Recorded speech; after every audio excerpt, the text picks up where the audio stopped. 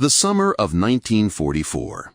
It was a period when the air was filled not only with the scent of wildflowers, but also with the anticipation of imminent, inevitable victory. From Stalingrad to Kursk, from the Battle of the Dnieper to the lifting of the siege of Leningrad, the Red Army advanced confidently westward, recapturing every meter of its native land. And then came the operation that went down in history as one of the most massive and devastating blows to the Wehrmacht, Operation Bagration. During those hot months, when the Red Army was not just advancing, but literally sweeping away the enemy like a mighty hurricane that had descended on German positions in Belarus, the situation at the front changed dramatically. The German Army Group Center, once formidable and seemingly invincible, was virtually destroyed. It was not just a defeat, it was a real rout, the likes of which had few parallels in the history of warfare. Thousands upon thousands of German soldiers who had recently been marching across Soviet territory now found themselves in deadly cauldrons, cut off from their own, lost in the endless forests and swamps of Belarus. Some were captured, others, in desperation, tried to make their way back to their own lines, wandering through unfamiliar terrain. It was at this turning point, when victory was already in the air and the strategic advantage was on the side of the Soviet Union, that an unusual plan was hatched in the offices of the NKVD. Why simply keep these captured soldiers in camps when they could be forced to serve the Red Army, albeit unwillingly and through deception? Thus was born the idea of creating a phantom, a ghost army that would torment the enemy's imagination and divert its resources from real combat operations. Behind this ingenious idea, as it turned out later, were two people whose names have gone down in the history of Soviet intelligence: Pavel Anatolyevich Sudoplatov, deputy head of the 4th Directorate of the NKGB, and his colleague Naum Isakovich Eitingon. They were masters of their craft, people with sharp minds and an incredible ability for strategic thinking, for whom war was not only a battlefield, but also an arena of psychological struggle, where information and disinformation became weapons as formidable as tanks and artillery. They understood that even after such crushing defeats as Bagration, the Wehrmacht still had enormous resources and the will to resist. The main goal of their plan was not simply to deceive, but to distract. To distract the attention of the German command, to force it to spend precious forces and resources on a non-existent threat, while the Red Army prepared new strikes. Every aircraft, every unit, every kilogram of fuel spent by the Germans in search of this phantom meant fewer resources on the real fronts, fewer bombs on our cities, fewer shells on our soldiers. It was a subtle but extremely effective game of nerves against the enemy, exploiting its own hopes and fears. But any idea, even the most ingenious, requires an executor, the face of the operation, someone who can convincingly play their role on this huge chessboard of war. And such a person was found among the thousands of captured German officers. It was Wehrmacht Major General Hans von Sherhorn. He was not a simple soldier, but a career officer, commander of the 186th Infantry Division, a man with experience, knowledgeable about the military hierarchy, able to speak the same language as Berlin and understand the intricacies of staff work. He was the perfect figure for the role he was about to play. The choice of General Sherhorn was not accidental. He was not a fanatical Nazi, which made him more amenable to cooperation under pressure, but at the same time he had sufficient authority and knowledge of the military bureaucracy for his reports to be taken seriously. He was probably promised certain conditions of detention or even his life in exchange for cooperation. Psychological pressure, the threat of reprisals against his family, standard practice at the time, and possibly the promise that his actions could save the lives of other German soldiers, albeit phantom ones, may have played a role. Along with Sherhorn, other captured officers participated in the operation, who, as a rule, were lower in rank than him but well versed in staff work and radio technology. Their role was to create the appearance of an active headquarters. They helped to compile reports that had to look authentic, with requests for specific types of ammunition, medicines, food, and descriptions of casualties and successful clashes with Soviet troops. These officers, under the strict control of the NKGB, lived in conditions that imitated a field headquarters, with maps, radio stations, but of course under constant supervision. They knew that the slightest mistake, any hint of deception, could cost them their lives. This created tension, but also forced them to work at maximum efficiency to maintain the legend. Sherhorn had to send radiograms to Berlin via radio waves, which were then the main nerve endings of the war. These messages carried the news that the general had not been killed or surrendered, but was leading a large group of German soldiers who were supposedly heroically breaking through the encirclement. For the Germans, who had lost contact with many of their units, such news was a ray of hope, proof of the steadfastness and courage of their soldiers. The location chosen for this fictional group was the area around the Berezino River in Belarus, a name that for many Germans had become synonymous with tragedy and retreat since the time of Napoleon Bonaparte.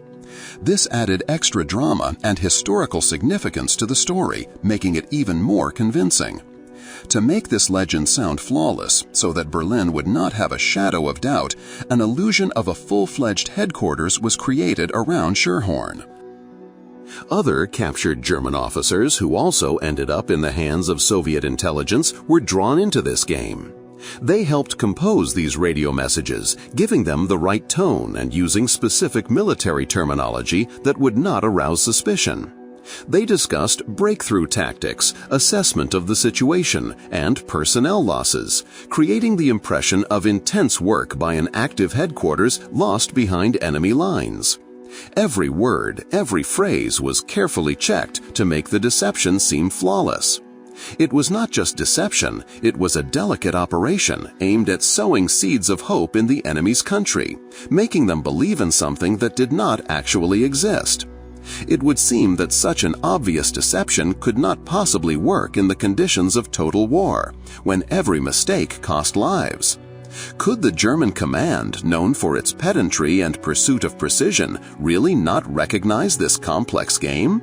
The answer lies not only in the skill of Soviet intelligence officers, but also in the psychology of war itself, in the desperate hope felt by the Germans as they suffered one defeat after another. Operation Bagration was not just a military defeat for the Wehrmacht, but a real catastrophe, which in its scale surpassed even Stalingrad. In a few weeks, Army Group Center lost hundreds of thousands of soldiers, thousands of tanks and guns. It was a blow of such force that it not only broke the combat capability, but also undermined the morale of the German army. In these conditions, any news of survivors, of a group heroically resisting behind enemy lines, was perceived as a saving grace, as proof that all was not lost. The German soldiers were still capable of miracles. The radio messages sent from Sherhorn's headquarters were true masterpieces of disinformation. They described a group of up to 2,000 people who were allegedly fighting heroically behind Red Army lines in dire need of everything from ammunition to bandages, from hardtack to winter uniforms. These messages were filled with drama, but at the same time retained military dryness and accuracy so as not to arouse suspicion. For example, Sherhorn might report, Group Max, this was the code name of the group in German correspondence, suffered significant losses in a clash with superior enemy forces near the village of N. We need urgent evacuation of the wounded and replenishment of ammunition for the MG-42. Such details made the story vivid and convincing. The location of Sherhorn's group regularly changed, creating the illusion of constant movement and active resistance. This was necessary so that the Germans could not pinpoint their location and quickly discover the deception if their search parties got too close. Soviet radio operators, who were true virtuosos of their craft, did not simply transmit messages. They periodically staged battles on the air. These could be short, sharp interruptions, imitations of small arms fire, explosions, and screams transmitted in the background of the radiogram. Sometimes they deliberately created an intermittent signal, imitating equipment damage or rapid movement. All this created the complete illusion for the German command that Sherhorn's group was under constant pressure, fighting fierce battles and barely managing to transmit their reports. This was psychological pressure on the enemy. The more difficulties the group experienced, the more the Germans wanted to help it, the more they believed in its existence. Supplying the Phantom Army became a separate, very important part of the operation.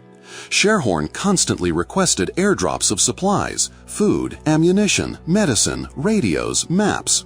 These requests were carefully thought out by the Soviet side so as not to arouse suspicion.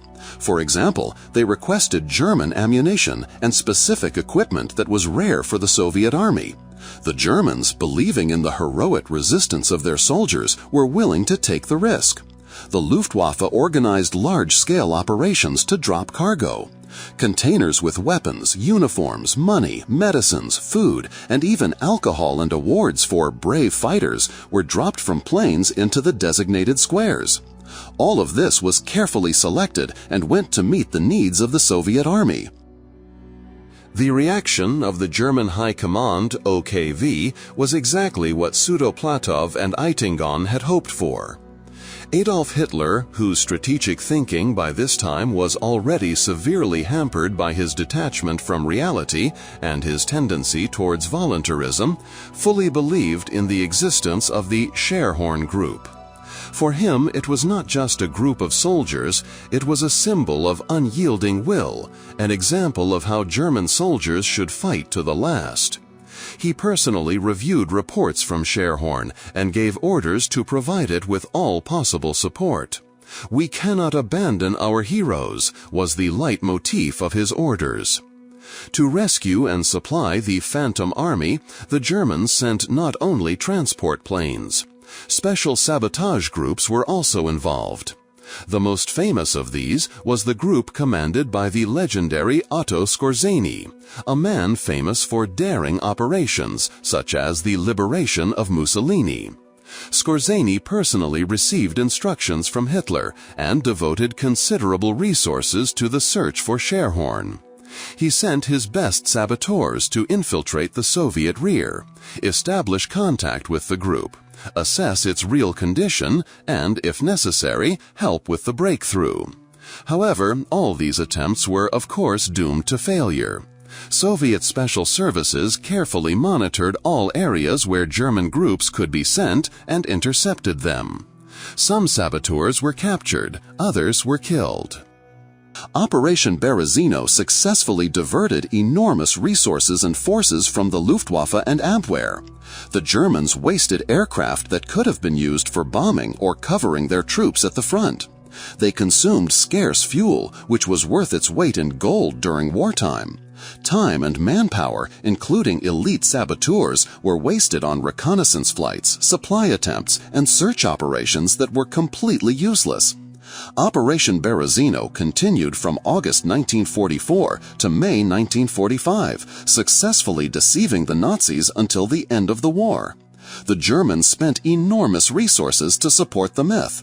More than 50 aircraft sorties were made, and dozens of tons of cargo were dropped.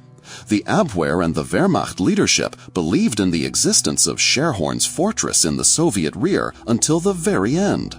When the truth came out, it dealt a crushing blow to the Abwehr's reputation and finally undermined the Third Reich leadership's trust in it. General Sherhorn was returned to Germany in 1953, revealing the truth. This operation remains a striking example of strategic disinformation by Soviet intelligence, demonstrating how intelligence and cunning can prevail over force. Operation Berezino was a brilliant example of the work of the Soviet counterintelligence agency SMERSH. It was not just a deception, but a subtle, multi-step combination based on a deep understanding of the enemy's psychology, hopes, and weaknesses. The Germans were so eager to believe in a miracle that they blindly followed the lead of the Soviet special services.